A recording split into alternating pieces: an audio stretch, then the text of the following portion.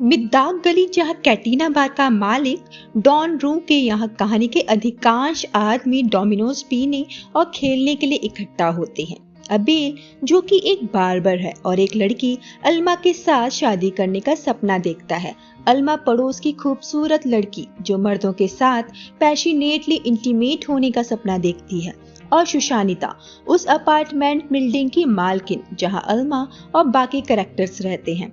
कहानी कैटिना बार में खेल रहे लोगों से होती है, जहां बार के मालिक रू का बेटा चावा और उसका दोस्त अबेल भी बैठे हैं। चावा यूएस जाना चाहता है और अबेल को भी साथ चलने को कहता है, लेकिन अबेल नहीं जाना चाहता।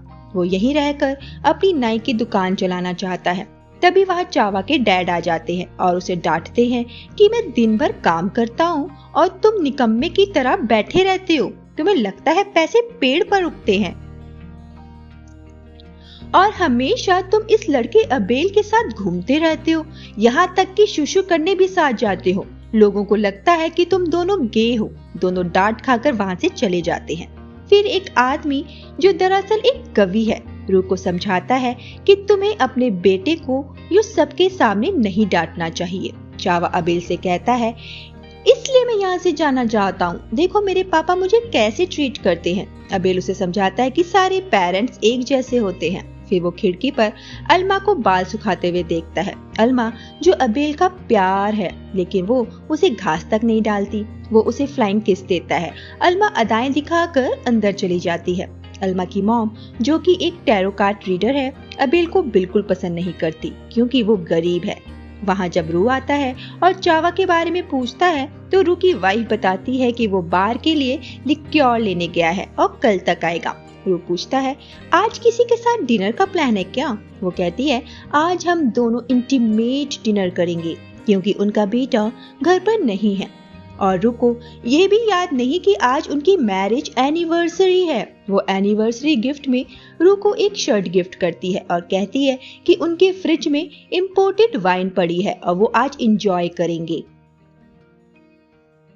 वो वाइन लेने अंदर जाती है और रू कहता है, ये सब देखकर तो मेरी भूख ही खत्म हो गई। डिनर के बाद रू टीवी देखने लगता है और उसकी बीवी कहती है, तुमने मेरा नाइट गाउन नोटिस किया? और कहती है, तुम्हें याद है तुमने मुझे प्रेग्नेंट करने के लिए क्या किया था? वो रू को मूड में लाने की कोशिश करती है, लेकिन हमारे सख्त अंकल नहीं पिघलते। लेकिन आंटी के कहने पर अंकल उनकी बात रखते हैं और उन्हें संतुष्ट करते हैं। अगले दिन रू अबेल की शॉप पर ट्रिमिंग करवाने आता है और कहता है कि सफेद बालों को ट्रिम करना, मैं जवान दिखना चाहता हूँ। और बताता है कि आज चावा बार में काम कर रहा है और उसने आज पूरे दिन की छुट्टी ली है। फिर वो अबेल से पूछता है कि क्या अल्मा तुम्हारी गर्लफ्रेंड है? अबेल कहता है, अभी नहीं। रू कहता है, तुम उससे ज्यादा गुड लुकिंग हो, वो तुम्हारे साथ खुश रहेगी। फिर वो अपने एक्सपीरियंस शेयर करता है कि जब आप औरतों से बोर हो जाते हैं तो आपको दूसरी चीजों से मन बहलाना पड़ता है। फिर वो एक कपड़ों की शॉप पर जाता है और वहाँ के सेल्स बॉय से कुछ सॉक्स दिखाने को कहता है। सेल्स बॉय कहता है, ये सारे सॉक्स इम्पोर्टेड है और फिलहाल सेल पर है। रू उस लड़के से कहता है कि अपनी पसंद के आधा दर्जन सॉक्स पैक कर दो। फिर वो उससे अंडरपैंट्स के बारे में पूछता है। लड़का कहता है, आप ब्रीफ्स पहनते हैं या बॉक्सर्स? रू कहता है, मुझे ज्यादा नहीं पता, इनमें से जो कंफर्टेबल हो वो दे दो। रू उस लड़के को बड़ी ही लालची निगाहों से देख रहा होता है। लड़का कहता है, आप ब्रीफ्स लीजिए, ये कंफर्टेबल होते हैं। और अल्मा और अबेल छत पर आशिकी कर रहे होते हैं और अबेल उसे डेट पर चलने के लिए पूछता है। रू उस सेल्स बॉय को फॉलो करता है और उसके शॉप से निकलने के बाद उससे बात करता है और कहता है, इत्तेफाक से हम दोबारा मिल गए। वो अपने आप को इंट्रोड्यूस करवाता है और उसका नाम पूछता है। वो लड़का अपना नाम जिमी बताता है। रू जिमी से कहता है, तुम्हारा जब मन चाहे तुम मेरे बार में आ सकते हो, हम ड्रिंक के साथ बातें करेंगे। जिमी कहता है वो अगले हफ्ते आने की कोशिश करेगा। रू उसे वही सॉक्स गिफ्ट करता है जो उसने खरीदे थे और कहता है, ये हमारी दोस्ती की निशानी है। जिमी काफी मना करता है कि मैं ये नहीं ले सकता, लेकिन रू उसे मना लेता है। बार का वेटर गुइचो रू के पर्स से पैसे चुरा लेता है और फिर वहाँ जिमी आता है। गुइचो रू को उसका पर्स वापस करता है। रू अपना पर्स चेक करता है और कहता है, तुमने फिर से मेरे पर्स से पैसे चुराए हैं। गुइचो बताता है, आपसे कोई मिलने आया है। जिमी को देखकर रू खुश हो जाता है और कहता है मुझे लगा तुम नहीं आओगे, मैं बहुत सैड हो गया था। जिमी बताता है कि उसकी मॉम बीमार थी। फिर रू जिमी के लिए ड्रिंक बनाता है। तभी वहाँ रू का बेटा चावा आ जाता है और कहता है आप घर जाइए, मैं रात में रुक जाऊंगा। रू कहता है नहीं, आज मैं रुकता हूँ, तुम आज ऑफ ले लो। वो चावा को पैसे भी देता है। अपने बाप का ये रूप देखकर चावा दंग रह जाता है कि आज उसका बाप उसके साथ इतनी अच्छे से बर्ताव क्यों कर रहा है। वो जिमी को घूरता है। अगले दिन रू की वाइफ उसी कवि उबाल्दो के पास आती है और वो काफी उदास है क्योंकि उसके बेटे चावा ने उसे बताया है कि रू का एक लड़के के साथ संबंध है। उबाल्दो कहता है ये बस रूमर्स हैं, ऐसा कुछ नहीं है, लेकिन रू की वाइफ को उसकी बातों पर यकीन नहीं होता। उबाल्दो कहता है फिर तुम इसे प्लेटोनिक लव कह सकती हो, जिसमें जिस्मानी प्यार के बजाय एक अलग इमोशंस वाला प्यार होता है। रू की वाइफ कहती है पगला गए हो क्या, इसे हमारे यहाँ गे पंती कहते हैं। उबाल्दो कहता है वो इस बारे में रू से बात करेगा। वो रू के पास जाता है जहाँ वेटर गुइचो उसे बताता है कि रू वेयर हाउस में जिमी के साथ बिजी हैं। रू और जिमी बाहर आते हैं। रू की शर्ट के बटन खुले हुए होते हैं। जिमी के जाने के बाद उबाल्दो रू को समझाने की कोशिश करता है कि ये सब गलत है और तुम्हारी बीवी सही है, ये सब गलत हरकतें छोड़ दो। लेकिन रू कहता है मैं किसी के साथ कुछ भी करूं, तुम अपने काम से काम रखो। घर आकर रू अपनी बीवी को खूब मारता है कि उसने बाहर के लोगों को उसके बारे में क्यों बताया। रू जिमी के साथ स्पा लेने जाता है और दोनों साथ में नंगे नहाते हैं और एक दूसरे के साथ इश्क करने लगते हैं। लेकिन फिर वह चावा आ जाता है और उन्हें रंगे हाथों पकड़ लेता है। वो जिमी को खूब पेलता है। वो उसका सिर दीवार पर इतनी जोर से मारता है कि लगता है जिमी मर गया। रू अपने बेटे को थप्पड़ मारते हुए कहता है तुमने उसे मार डाला। चावा वहां से भाग जाता है और रू जिमी के पास बैठकर रोने लगता है। वहां अबेल और अल्मा एक दूसरे को किस कर रहे हैं। तभी चावा वहां आ जाता है और कहता है मैंने गड़बड़ कर दी। अबेल उसके साथ चला जाता है। चावा अबेल से कहता है कि उन्हें ताइजुआना जाकर नई लाइफ शुरू करनी चाहिए, लेकिन अबेल कहता है कि अल्मा अब उससे प्यार करने लगी है। चावा कहता है वो ज्यादा टाइम तक नहीं टिकेगी, उससे शादी करने के लिए तुम्हें खूब सारे पैसे चाहिए, वो एक लालची लड़की है। वहां रू घर आता है और उसकी वाइफ पूछती है कि क्या वो लड़का मर गया। रू बताता है नहीं, बस उसकी खोपड़ी में क्रैक आया है, लेकिन मैं तुम्हारे बेटे की हड्डियां तोड़ दूंगा। उसकी वाइफ बताती है कि चावा इस स्टेट को छोड़कर चला गया है हमेशा के लिए और अबेल भी उसके साथ चला गया है और अब वो वापस नहीं आएगा। ये सुनकर रू रोने लगता है कि उसका एक लौता बेटा उसे छोड़कर चला गया, उनके बुढ़ापे का सहारा। रू कहता है तुमने कैसी औलाद पैदा की थी, हमारा प्यारा बच्चा हमें छोड़कर चला गया। उसके बाद मूवी फ्लैशबैक में चली जाती है जहां हम अल्मा को खिड़की पर बाल सुखाते हुए देखते हैं और अबेल उसे देख रहा है। अगले दिन अबेल अपनी शॉप में काम कर रहा है। तभी वहां से अल्मा गुजरती है। अबेल उसके पास आता है और कहता है तुम मुझसे बात क्यों नहीं करती। अल्मा कहती है कि वो उसे ठीक से नहीं जानती। अबेल बताता है कि 15 साल पहले उन दोनों ने एक मेले में शादी की थी। अल्मा कहती है तब मैं बेवकूफ थी। अबेल कहता है उस वक्त तुम फ्रिल वाली पैंटी पहनती थी। ये सुनकर वो गुस्सा हो जाती और कहती है मेरी मॉम तुम्हें पसंद नहीं करती और ना मैं।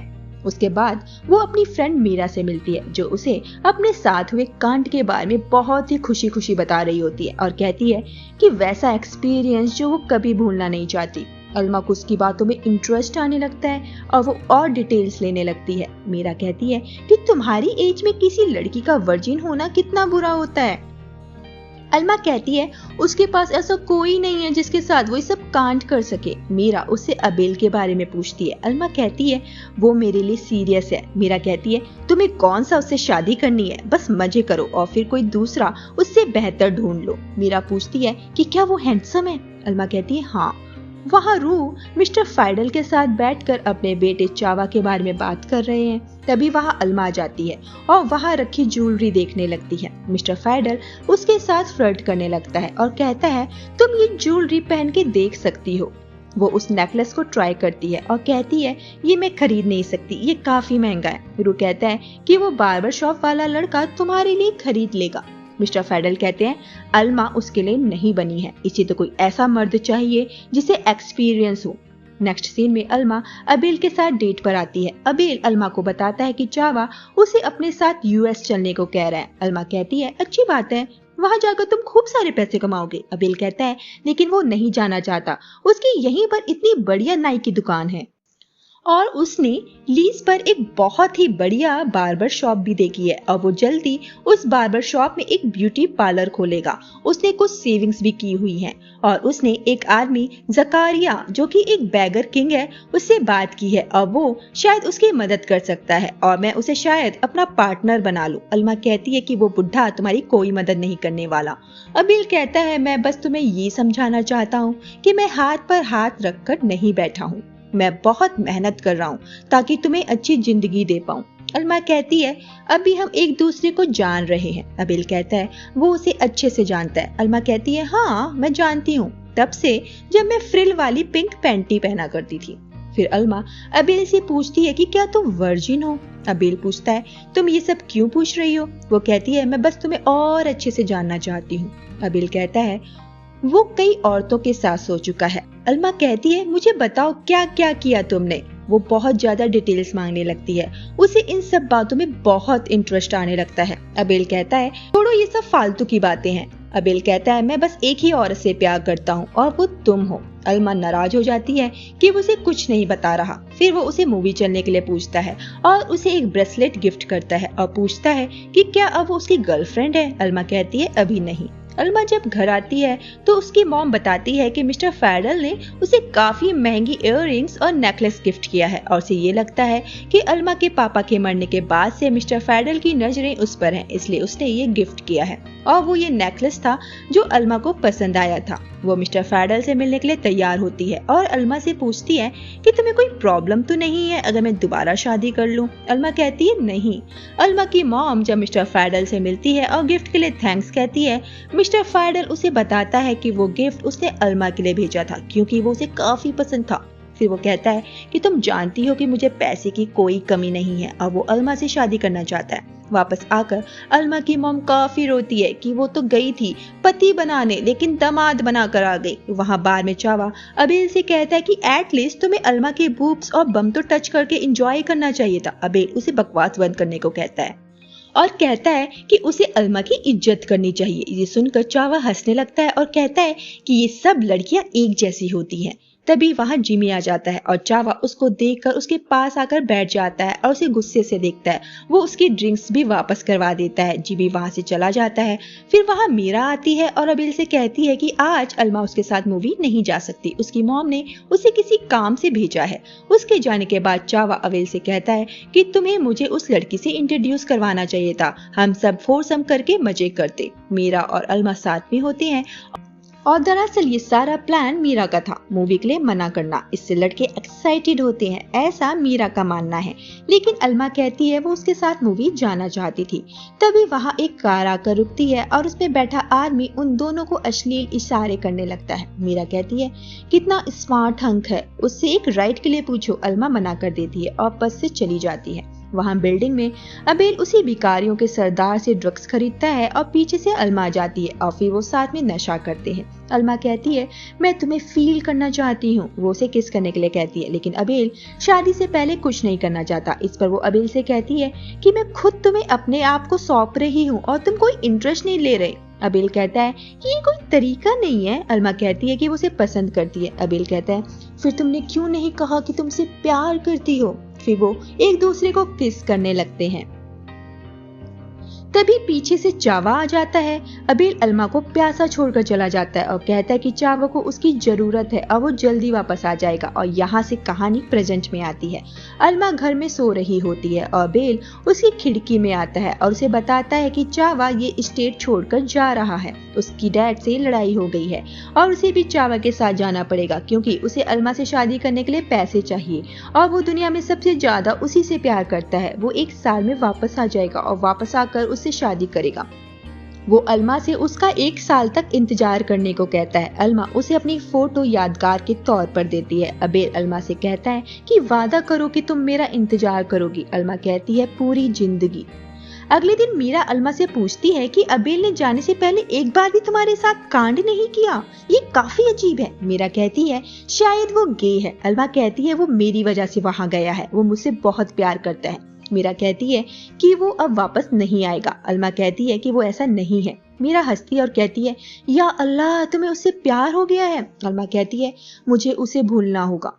मीरा कहती है, इसके लिए वो बुढ़ा आदमी मिस्टर फाइडल ठीक रहेगा। फिर हम देखते हैं कि अलमा की मॉम ने उसकी शादी मिस्टर फाइडल से तय कर दी है। वो अलमा को तैयार करती है और कहती है, इस हेयर स्टाइल में तुम थोड़ी सी बुढ़ी लगोगी। अलमा कहती है, मम्मी लेकिन तुम्हें मिस्टर फाइडल पसंद थे। उसकी मॉम कहती है, कोई बात नहीं।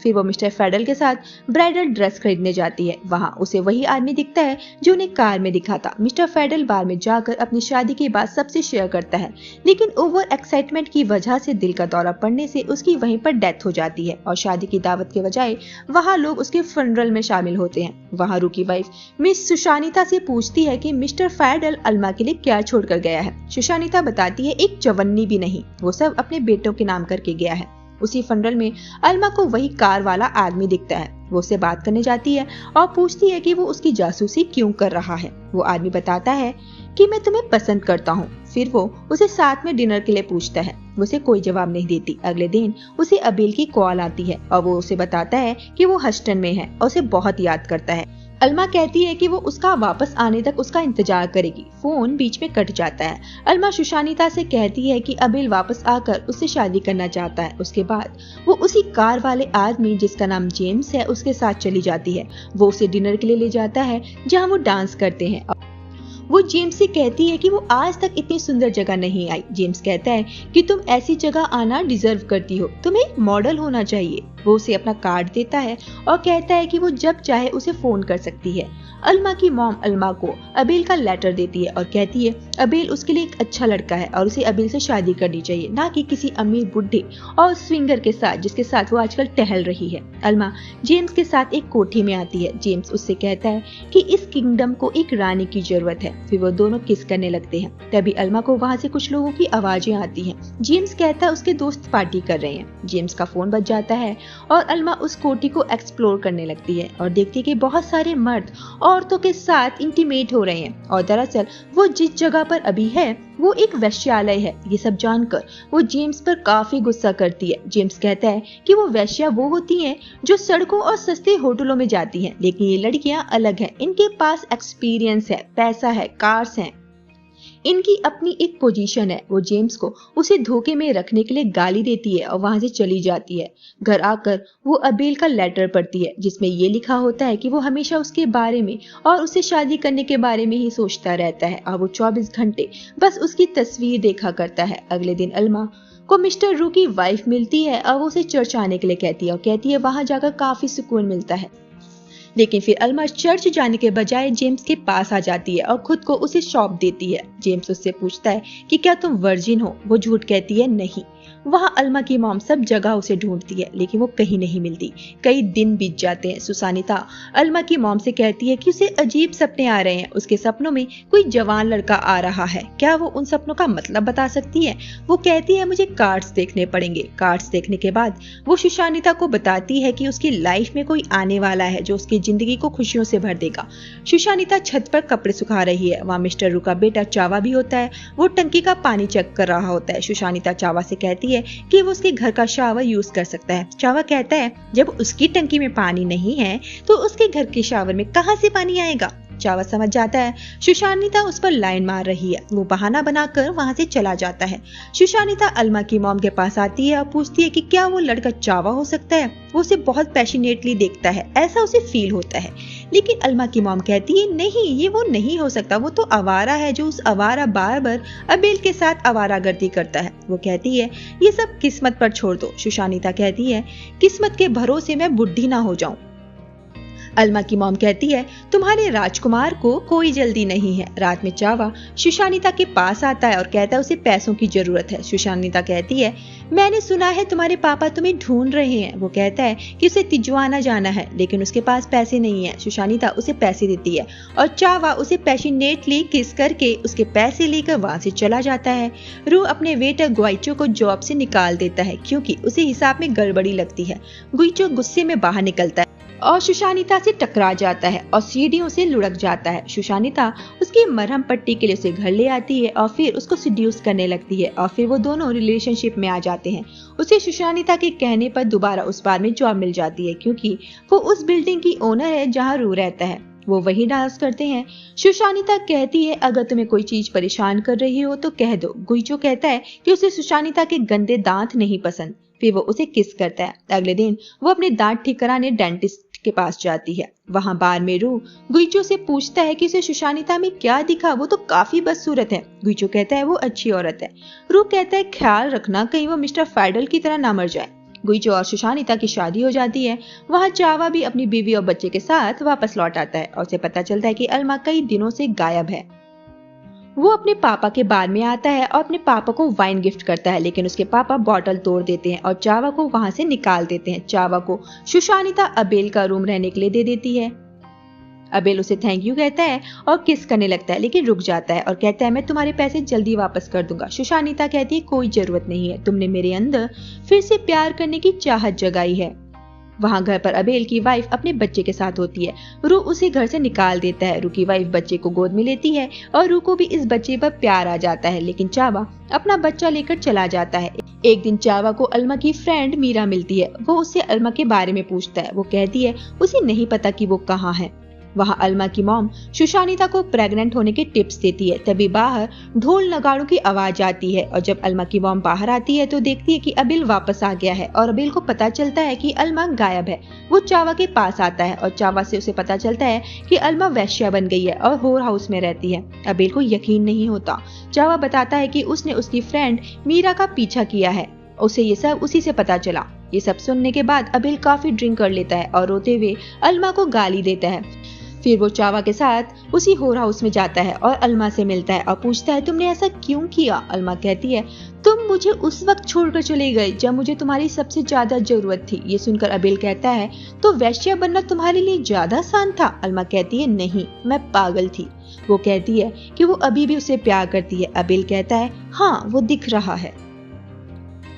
अल्मा कहती है तुम्हें नहीं पता ये जिंदगी कितनी मुश्किल है। अबेल कहता है मैं दिन रात तुम्हारे लिए पैसे कमाने में लगा रहा, तुमसे शादी करने के लिए। तुमने वादा किया था तुम मेरा वेट करोगी। अल्मा कहती है वो उसे रोज याद करती है। वो उसे किस करने वाली होती है तभी वहाँ जेम्स आ जाता है और पूछता है ये कौन है। अल्मा कहती है ये उसका फ्रेंड है। वो उन्हें बाहर निकाल देता है और अल्मा को बहुत मारता है और कहता है तेरा इस दुनिया में मेरे अलावा और कोई नहीं है, ना दोस्त ना फैमिली। वहां सुशानिता को पता चलता है कि गुइचो उसके पैसों की हेराफेरी कर रहा है। वो उसे वहां से जाने को कहती है।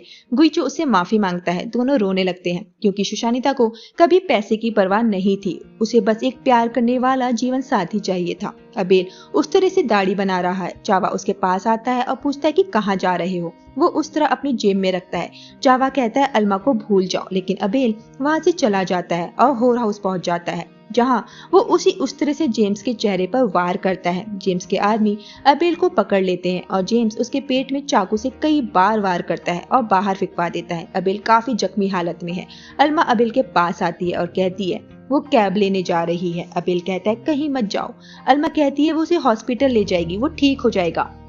अबेल कहता है फिर हम दोनों शादी करेंगे, तुम शादी के सफेद जोड़े में होगी और हमारे पड़ोसी हमें एक साथ देखेंगे और सोचेंगे कि तुम मुझसे कितना प्यार करती हो। ये कहते कहते अबेल उसकी बाहों में दम तोड़ देता है और अल्मा एकदम शांत हो जाती है। और इस तरह से किसी को अपना प्यार नहीं मिलता, ना अल्मा को, ना सुशानिता को और ना ही रू को। और अबेल जिसने अल्मा से सच्चा प्यार किया उसे सिवा धोखे के और कुछ नहीं मिला। और ये मूवी यहीं पर खत्म हो जाती है। दोस्तों अगर आपको ये वीडियो पसंद आया हो तो कमेंट बॉक्स में लिख के जरूर बताइएगा और मिलते हैं नेक्स्ट वीडियो में। अपना ध्यान रखिए। टाटा।